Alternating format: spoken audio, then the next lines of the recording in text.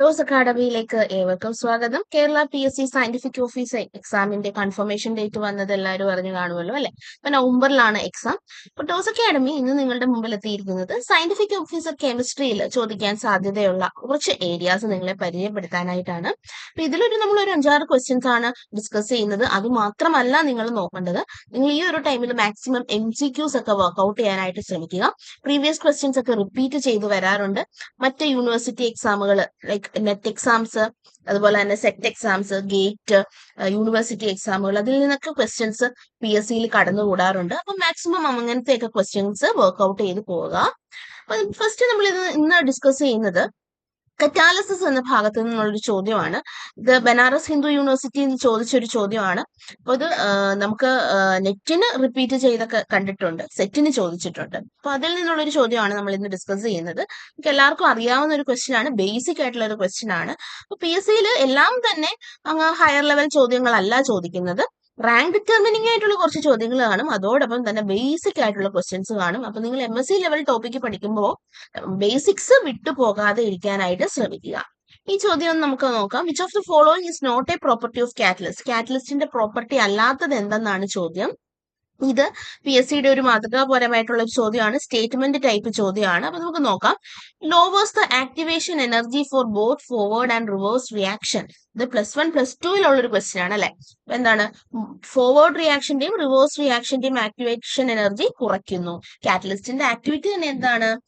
ഏറ്റവും എനർജി കുറഞ്ഞ വഴിയിലൂടെ റിയാക്ഷനെ കൊണ്ടുപോകുക എന്നുള്ളതാണ്. സോ അത് കറക്റ്റ് ആണ്. It increases the rate of both forward and reverse reaction. ഉറപ്പാണ്, ഫോർവേഡ് റിയാക്ഷന്റെയും റിവേഴ്സ് റിയാക്ഷന്റെയും എന്താണ് റേറ്റ് ഒരുപോലെയാണ് ഇത് കൂട്ടുന്നത്. It may be recovered unchanged at the end of the reaction. റിയാക്ഷനിൽ അവസാനം ഇതിനെ റിക്കവർ ചെയ്യാൻ പറ്റുമെന്ന്.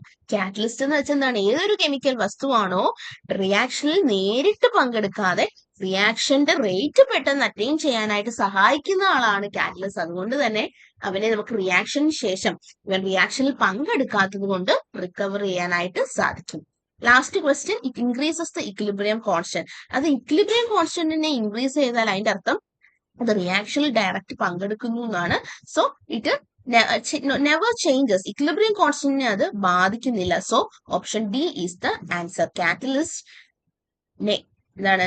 No effect on equilibrium constant, no effect. ഇതൊരു ബേസിക് ആയിട്ടുള്ള ക്വസ്റ്റ്യൻ ആണ്. അപ്പൊ നമ്മൾ എക്സാമിന് പ്രിപ്പയർ ചെയ്യുമ്പോൾ ബേസിക് ആയിട്ടുള്ള കാര്യങ്ങൾ വിട്ടുപോകാതെ ഇരിക്കാനായിട്ട് ശ്രമിക്കുക. കാരണം എല്ലാം MSc ലെവൽ അല്ലെങ്കിൽ ഹയർ ഓർഡർ ലെവൽ ചോദ്യമായിരിക്കില്ല ഏതൊരു എക്സാമിനും വരുന്നത്. അപ്പോൾ നിങ്ങൾ ഹയർ ടോപ്പിക്സിലേക്ക് പോകുമ്പോൾ ലോവർ ടോപ്പിക്സ് നോക്കാതെ ഇരിക്കാൻ നോക്കുക. ഓക്കെ, അടുത്തത് ഇതൊരു MSc ലെവൽ ടോപ്പിക് ആണ്. ഹയർ ഓർഡർ ട്രാൻസിഷൻ ഏതാണെന്നുള്ളതാണ് ചോദിച്ചിരിക്കുന്നത്. ഓക്കെ, ഹയർ ഓർഡർ ട്രാൻസിഷൻ ഇത് വളരെ എന്താണ് ഒരുപാട് തവണ നമ്മുടെ പറഞ്ഞ പോലെ എന്താണ് CSIR എക്സാമിനും ഗേറ്റ് എക്സാമിനും ഒക്കെ ചോദിച്ചിട്ടുള്ളതാണ്, ഒരുപാട് തവണ ചോദിച്ചിട്ടുള്ളതാണ്. അപ്പോൾ നിങ്ങൾ ഈ ടൈപ്പ് ക്വസ്റ്റ്യൻസ് ഒക്കെ ചെയ്ത് പഠിക്കാനായിട്ട് ശ്രമിക്കുക. ഓക്കെ, അപ്പോൾ ഇത് തന്നിരിക്കുന്നതിനകത്ത് എന്താണ് അലൗഡ് ട്രാൻസിഷൻ എന്താണെന്നുള്ളതാണ്. നമുക്ക് കുറച്ച് സെലക്ഷൻ റൂൾസ് ഇതിൻ്റെ അറിഞ്ഞിരിക്കണം. സെലക്ഷൻ റൂൾ പറയുന്നത് ഈ രണ്ട് ലെവൽസുകൾ തമ്മിലുള്ള എനർജി ചേഞ്ച് എന്ന് പറയുന്നത് 0 അല്ലെങ്കിൽ +or-1 ആയിരിക്കണം. ഇനി ഇതിന്റെ കറസ്പോണ്ടിങ് സിംബലുകളുടെ ഫോം എന്താണ്? എൽ വാല്യൂ എന്നറിയാം. സിഗ്മ 0 ആണ്, പൈ 1 ആണ്, ഡെൽറ്റ ഉണ്ട് 2, അങ്ങനെ പോകും. ഓക്കെ, അപ്പൊ ഇതിൽ രണ്ട് ട്രാൻസിഷൻസ് ഒന്നെങ്കിൽ സിമിലർ ആവാം, അല്ലെങ്കിൽ അത് സിഗ്മ ടു പൈ പറ്റും. കാരണം ഡിഫറൻസ് എടുക്കുമ്പോൾ 1 ആണ്. സിഗ്മ ടു ഡെൽറ്റ പറ്റില്ല, ഡിഫറൻസ് എടുക്കുമ്പോൾ 2 ആണ്. 0 -2 അത് +or- ആവാം. പൈ ടു ഡെൽറ്റ പറ്റും, 2 - 1 അല്ലെങ്കിൽ 1 - 2 1 തന്നെയാണ്. ഓക്കെ, പിന്നുള്ള ഒരു കാര്യം, സെയിം പാരിറ്റി ആയിരിക്കണം, സെയിം സ്പിൻ ആയിരിക്കണം. 3 to 3, 1 to 1 spin multiplicity same ആയിരിക്കണം. അത് വളരെ ഇമ്പോർട്ടന്റ് ആയിട്ടുള്ള കാര്യമാണ്. സ്പിൻ മൾട്ടിപ്ലിസിറ്റി എന്തായിരിക്കണം? സിമിലർ ആയിരിക്കണം. സ്പിൻ മൾട്ടിപ്ലിസിറ്റി വളരെ പ്രാധാന്യമുള്ളൊരു കാര്യമാണ്. ഓക്കെ, ദെൻ അടുത്ത ഒരു പോയിന്റ് എന്ന് പറയുന്നത് പാരിറ്റി ആണ്. എന്താണ് പാരിറ്റി കൊണ്ട് ഉദ്ദേശിക്കുന്നത്? പാരിറ്റി എന്ന് പറയുമ്പോൾ ജി ടു ജിയും യു ടു യുവും എന്താണ്? ഫോർബിഡൻ ആണ്. ഓക്കെ, ഫോർബിഡൻ ആണ്. ജി ടു ജിയും അതുപോലെ തന്നെ എന്താണ്? യു ടു യുവും എന്താണ്? അലൗഡ് അല്ല. അപ്പോ നമ്മൾ ഇത്രയും പോയിന്റുകൾ എന്താണ് അറിഞ്ഞ് വെച്ചിരിക്കുക ഈ ഒരു പ്രോബ്ലം ചെയ്യുമ്പോഴത്തേക്കും. എങ്ങനെയാണ്? +2 ആണോ, സോറി സ്പിൻ മൾട്ടിപ്ലിസിറ്റി സെയിം ആണോ, അങ്ങനത്തെ ഒക്കെ ഉള്ള പോയിന്റുകൾ നമ്മൾ അറിഞ്ഞ് ഇരിക്കുന്നത് നല്ലതായിരിക്കും. ഓക്കെ, അപ്പൊ നമ്മൾ ഇത്രയും പോയിന്റുകൾ കൃത്യമായിട്ട് പഠിച്ചു കഴിഞ്ഞു. ഇനി അടുത്തത് നമുക്കറിയാം ജി ടു യുവും യു ടു ജിയും ഓഫ് കോഴ്സ് അലൗഡ് ആണ്. ഓക്കെ, ഇനി അടുത്തതെന്ന് പറയുന്നത് എന്താണ്? പ്ലസും മൈനസും വരുന്നത്. പ്ലസും മൈനസും വരുന്നത് എങ്ങനെയാണ് എന്നുള്ളത് നമുക്ക് തെറ്റി പോകാനായിട്ട് സാധ്യതയുള്ളതാണ്. +2 ട്രാൻസിഷൻ എന്ന് പറയുമ്പോൾ എങ്ങനെയാണെന്നുള്ളത്. ഓക്കെ, അപ്പൊ ആ പോയിന്റും കൂടെ ഒന്ന് അറിഞ്ഞിരിക്കുന്നത് നല്ലതായിരിക്കും. +2 ആണോ +2 ആണോ അലൗഡ് ആയിട്ട് വരുന്നത്?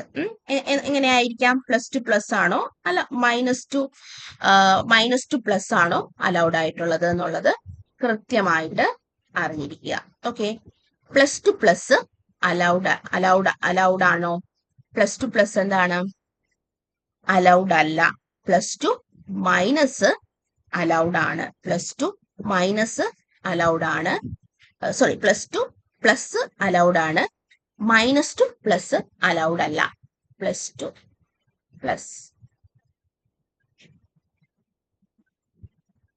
-2 എന്താണ്? -2 അലൗഡ് ആണ്. പക്ഷെ ജി ടു ജി അതാണ് നമുക്ക് തെറ്റിപ്പോകുന്നത്. ജി ടു ജി എന്ന് കേൾക്കുമ്പം അതും അലൗഡ് അല്ലേ എന്ന് തോന്നും. പക്ഷെ ജി പാരിറ്റിയില് എന്താണ് സെയിം വരുന്നത്? അലൗഡ് അല്ല. നേരെ മറിച്ച് സിംബലുകള് -2 +2 അതെല്ലാം അലൗഡ് ആണ്. +2 ലേക്ക് പോകത്തില്ല. അപ്പൊ ജി ടു യു അലൗഡ് ആണ്. ജി ടു ജി ഫോർബിഡൻ ആണ്. -2 ഫോർബിഡൻ ആണ്. അതുപോലെ ഇതിൽ അതെല്ലാം സിഗ്മ ആയതുകൊണ്ട് നമുക്ക് ഈ ഒരു വാല്യൂ നോക്കണ്ട. ΔL എന്താണെന്നുള്ളത് പ്രശ്നമില്ല. ദെൻ നമുക്ക് നോക്കേണ്ടത് സെയിം സ്പിൻ മൾട്ടിപ്ലിസിറ്റി. ഇവിടെ 1 to 3 ആണ്, പറ്റില്ല. ഇത് 1 to 3 ആണ്, പറ്റില്ല. ഇത് 1 to 1 ഇത് 1 to 1 ആണ്. ഓക്കെ, സിമിലർ വന്നു. അപ്പൊ ഇതിൽ സി ആണോ ഡി ആണോ? ജി ടു യു ആണ് രണ്ടും. അപ്പൊ അത് നമുക്ക് റൂൾ ഔട്ട് ചെയ്യാൻ പറ്റില്ല. പിന്നെ നമുക്ക് +2 +2 അലൗഡ് ആണോ ഫോർബിഡൻ ആണോ? ഫോർബിഡൻ. നമുക്ക് തിരിഞ്ഞു പോകും. ജസ്റ്റ് ജിയുടെ ഓപ്പോസിറ്റ് ആണ്. +2 ആണ് allowed. So option C is the answer. അടുത്തത് when one CO group is replaced by PPH3 in CrCO6. അതായത് PPH3 CO ഗ്രൂപ്പില്, അതായത് ഒരു CO ഗ്രൂപ്പ് മാറ്റിയിട്ട് അവിടേക്ക് PPH3 വന്നാൽ എന്ത് സംഭവിക്കും? ഇത് ബാക്ക് ബോണ്ടിങ്ങിന്റെ ഒരു ആപ്ലിക്കേഷൻ ആണ് ചോദിച്ചിരിക്കുന്നത്. Back bonding. ഓക്കെ, എന്ത് സംഭവിക്കും നമുക്ക് നോക്കാം. ഒരു സിഒനെ PPH3 ആയിട്ട് റീപ്ലേസ് ചെയ്യുമ്പോൾ നമുക്ക് എന്താണ് CO മാറി CrCO5 PPH3 എന്ന് പറഞ്ഞ ഒരു പ്രോഡക്റ്റ് ആണ് കിട്ടുന്നത്. ഇവിടെ സംഭവിക്കാൻ പോകുന്നത് എന്താന്ന് ചോദിച്ചാൽ എന്താണ്? ഈ ഒരു PPH3ക്ക് ഒരു ട്രാൻസ് ഇൻഫ്ലുവൻസ് കാരണം, ആ ട്രാൻസ് ഇൻഫ്ലുവൻസിന്റെ ഫലമായിട്ട് CrCO ബോണ്ടിനെ അത് വീക്കൻ ചെയ്യുകയും CrCP ബോണ്ടിനെ സ്ട്രെങ്തൻ ചെയ്യുകയും ചെയ്യും. അതിന്റെ ഫലമായിട്ട് CO ബോണ്ട് ലെങ്ത് കൂടും. ദാറ്റ് മീൻസ് സിഒയുടെ ബോണ്ട് ഓർഡർ കുറയും. സിഒയുടെ ബോണ്ട് ഓർഡർ കുറയുക എന്ന് വെച്ചാൽ ബാക്ക് ബോണ്ടിങ് കൂടും. അപ്പൊ സിഒനെ റീപ്ലേസ് ചെയ്ത് ഒരു ഡോണറായ PPH3നെ കൊണ്ടുവന്ന് വെക്കുമ്പോഴത്തേക്കും അവിടെ ബാക്ക് ബോണ്ടിങ് കൂടുകയും അതിന്റെ ഫലമായിട്ട് CO ബോണ്ട് ലെങ്ത് കുറയുകയും അതിന്റെ ഫലമായിട്ട് CO ബോണ്ട് ലെങ്ത് കൂടുകയും CO ബോണ്ട് ഓർഡർ കുറയുകയും ചെയ്യുന്നു. CO ബോണ്ട് ഓർഡർ കുറയുമ്പോഴത്തേക്കും സ്ട്രെച്ചിങ് ഫ്രീക്വൻസി കുറയുന്നു. ഓക്കെ, അപ്പൊ ഇത് CO ബോണ്ട് ലെങ്ത് കൂടുതലിന് കാരണമാവുന്നു. CO ബോണ്ട് ലെങ്ത് കൂടുന്നു. So option C is the answer. Metal carbon bond length കുറയുകയും CO ബോണ്ട് ലെങ്ത് കൂടുകയും. ഇനി ഇതിന്റെ അതേ കോൺസെപ്റ്റിൽ പറഞ്ഞാൽ സിഒയുടെ സ്ട്രെച്ചിങ് ഫ്രീക്വൻസി കുറയുന്നു എന്നും കൂടെ നമുക്ക് പറയാനായിട്ട് സാധിക്കും. ഇത് pure application of back bonding ആണ്. വളരെ ഇമ്പോർട്ടന്റ് ആണ്. ബാക്ക് ബോണ്ടിങ് വരുമ്പോൾ CO സ്ട്രെച്ചിങ് ഫ്രീക്വൻസി കുറയുന്നു, CO ബോണ്ട് ഓർഡർ കുറയുന്നു, നേരെ മറിച്ച് CO ബോണ്ട് ലെങ്ത് കൂടുന്നു. അടുത്തത് ഗ്രൂപ്പ് തിയറി, വളരെ ഇമ്പോർട്ടന്റ് ആയിട്ടുള്ള ഏരിയയാണ്. കോമ്പറ്റേറ്റീവ് എക്സാമിന് ഒരുപാട് ചോദ്യങ്ങൾ ചോദിച്ചു. അപ്പൊ ഇതിന്റെ സിമെട്രി ഓപ്പറേഷനുകളുടെയൊക്കെ റിലേഷൻസ് കൃത്യമായിട്ട് പഠിക്കുക. അപ്പൊ ഏതൊരു S5 ആക്സിസ് അല്ലെങ്കിൽ ഒരു SN ആക്സിസ് എടുക്കുമ്പോൾ നമുക്ക് റിലേഷൻ ഇങ്ങനെ എഴുതാനായിട്ട് സാധിക്കും. S5⁻1 എന്ന് പറയുന്നത് സിഗ്മ ഇൻറ്റു C5 ആണ്. ഓക്കെ, ഇംപ്രോപ്പർ റിഫ്ലക്ഷൻ അതുപോലെ റൊട്ടേഷൻ, ഇതാണ് നമ്മൾ S5 ഇംപ്രോപ്പർ ആക്സിസ് ഓഫ് റൊട്ടേഷനെ ഡിസ്ക്രൈബ് ചെയ്യുന്ന ഒരു കാര്യം. അതിൽ S52നെ നമുക്ക് σ² C52 എന്ന് എഴുതാം. സിഗ്മ⁻², ഈവൻ നമ്പർ എന്ന് പറയുന്നത് E ആണ്. സിഗ്മ⁻ഓഡ് നമ്പർ എന്ന് പറയുന്നത് സിഗ്മ ആണ്. ദെൻ Cn⁻n എന്ന് പറയുന്നത് E ആണ്, ഐഡന്റിറ്റി ആണ്. ഇത്രയും കാര്യങ്ങൾ ഓർത്തിരിക്കുക. അപ്പൊ നമുക്ക് എങ്ങനെയൊക്കെ വേണേലും എഴുതാം. S5⁻7നെ സിഗ്മ⁻7, സിഗ്മ⁻ഓഡ് സിഗ്മ. C5⁻7നെ നമുക്ക് C5⁻5 ഇൻറ്റു C5⁻2, കാരണം 5 + 2 നമുക്ക് 7 കിട്ടും. സോ C5⁻5 E ആണ്. സോ E ഇൻറ്റു C5⁻2 എന്ന് പറഞ്ഞാൽ C5⁻2 തന്നെ. എനിത്തിങ് ഇൻറ്റു ഐഡന്റിറ്റി എനിത്തിങ് ആണ്. So sigma into C52. So ചോദിക്കുന്നത് S5⁻7നെ നമുക്ക് കറക്റ്റ് ആയിട്ട് എങ്ങനെ റെപ്രസെന്റ് ചെയ്യാം. അപ്പൊ ഈ റിലേഷനും അറിയണം, അതോടൊപ്പം ഇത്രയും പോയിന്റുകളൂടെ അറിയുക. സിഗ്മ⁻1, സിഗ്മ⁻ഓഡ്, Cn⁻E എന്നുള്ളത്. പിന്നെ ചോദിക്കാൻ സാധ്യതയുള്ളത് ഇൻവേഴ്സ് ആണ്. എന്തിന്റെയും ഇൻവേഴ്സ് ഓപ്പറേഷൻ തന്നിട്ട് ഇൻവേഴ്സ് ചോദിക്കും. Cn, ഇപ്പൊ C5 ചോദിച്ചാൽ അതിന്റെ ഇൻവേഴ്സ് എന്ന് പറയുന്നത് C5⁻5 - 1, that is C5⁻4. SN, S2ന്റെ എന്താണ് ഇൻവേഴ്സ് ചോദിച്ചാൽ S2⁻2 - 1, that is S2 itself. ഇനി SN ഓഡ് S5 ചോദിച്ചാൽ S5⁻2 into 5 - 1, that is S5⁻9. അപ്പൊ ഈ റിലേഷൻസ് കൃത്യമായിട്ട് അറിഞ്ഞിരിക്കുക.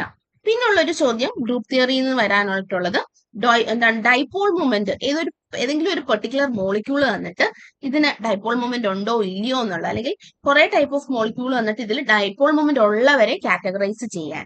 അപ്പൊ അതിനുള്ളൊരു മാർഗം എന്ന് പറയുന്നത് ഹയർ മോളിക്യൂൾസ് ഒക്കെയാണ് വരുന്നതെങ്കിൽ നമുക്ക് അതിന്റെ പോയിന്റ് ഗ്രൂപ്പ് മനസ്സിലായാൽ അതിന് ഡൈപോൾ മൊമെന്റ് ഉണ്ടോ ഇല്ലയോ എന്ന് അറിയാനായിട്ട് സാധിക്കും. C1, CS, CN, CNV. CN എന്ന് പറയുമ്പോൾ N എന്ത് വാല്യൂ ആകാം, NV ഏതാകാം. അങ്ങനെ വരുന്ന ആ പോയിന്റ് ഗ്രൂപ്പിൽ പെടുന്ന മോളിക്യൂളിന് ഡൈപോൾ മൊമെന്റ് ഉണ്ട്. അടുത്തത് CI, CNH, IN, ON. ഇവർക്ക് എന്താണ് സെന്റർ ഓഫ് സിമെട്രി ഉള്ള ഇവർക്ക് ഡൈപോൾ മൊമെന്റ് ഇല്ല. Then tetrahedral DN, DNH, DND ഇവയ്ക്കും 0 dipole moment ആണ്. എന്താണ് ഗ്രൂപ്പ് തിയറി നമ്മൾ നോക്കുമ്പോഴത്തേക്ക് ഇതേപോലെയുള്ള കോമ്പറ്റേറ്റീവ് ടൈപ്പ് ക്വസ്റ്റ്യൻസ് വർക്ക്ഔട്ട് ചെയ്യാനായിട്ട് ശ്രമിക്കുക. അപ്പൊ നമ്മൾ ഇന്ന് 3-4 സെക്ഷൻസ് ആണ് ഡിസ്കസ് ചെയ്തിരിക്കുന്നത്. ഒരു 5 ക്വസ്റ്റ്യൻസോളം ഡിസ്കസ് ചെയ്തു അല്ലെ. അപ്പൊ ഇതൊരു ഫസ്റ്റ് പാർട്ട് ഓഫ് സീരീസ് ആണ്. അപ്പൊ ഇതുപോലെയുള്ള വേറെ ഏറെ ടോപ്പിക്സ് ഉണ്ട് നമ്മൾ നോക്കിയിട്ട് പോകേണ്ടത്, ഏത് തരത്തിൽ നോക്കണം എന്നുള്ളതും. ടോസ് അക്കാഡമി മറ്റൊരു വീഡിയോ ആയിട്ട് നിങ്ങളുടെ മുമ്പിൽ എത്തുന്നതായിരിക്കും, വേറൊരു സീരീസുമായിട്ട്. അപ്പോൾ താങ്ക് യു.